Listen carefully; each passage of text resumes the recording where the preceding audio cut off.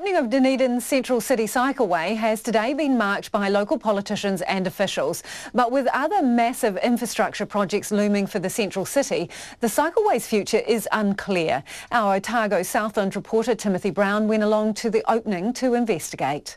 The $8 million separated cycleway project has driven a clear divide between cyclists and motorists. But that's exactly what they've been after. And although neither group got exactly what they want, authorities have been saying since 2017 that it's the only viable option.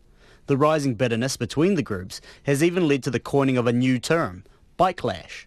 But at the official opening for the cycleway, which runs 2.5 kilometres between Queen's Gardens and the Dunedin Botanic Garden, Dunedin's Deputy Mayor Chris Staines says he hopes today marks the beginning of the healing of the rift. Nobody likes change. Whatever change you do, it upsets people. So I think now that the change is done, the system's in place, people will get used to it, and that backlash, if you like, will die down.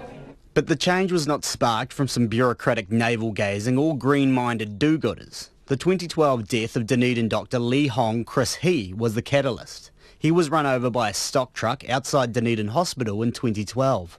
Chris Staines says something drastic was needed. When you look at the fact that we've had 3 deaths on our state highway system within the city and a number of serious accidents, there was only one sensible answer, and that was to face up to the fact that we needed those separated lanes.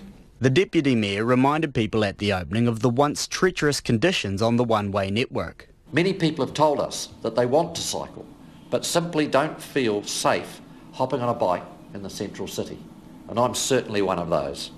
I think it's one way to commit suicide. Dunedin North MP Dr David Clark officially opened the cycleway route and set off on a bike ride around the southernmost stretch of the network. We do need to do better as a country in making walking, cycling and other environmentally friendly modes of transport safer for everyone concerned. But it's another project within his purview which is acting as the billion-dollar elephant in the room, or in this case on the highway.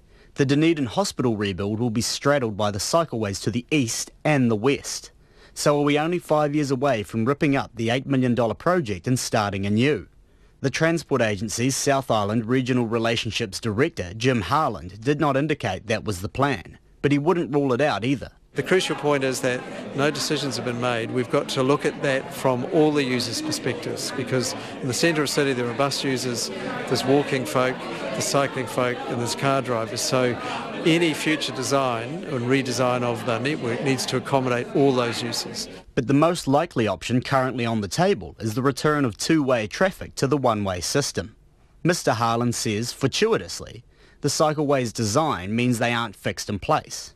If any of those one-way systems become two-ways, then you've got to figure out, can you leave a cyclist on the two-way? But those sorts of details will be worked through in the future. But the concrete elements have been designed so they're actually bolted into the pavement. So if you decided to move them, then you can unbolt them and move them. They're not lost.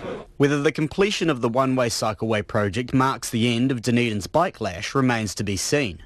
What is known is that the days of traffic control and road realignment are far from over in the central city.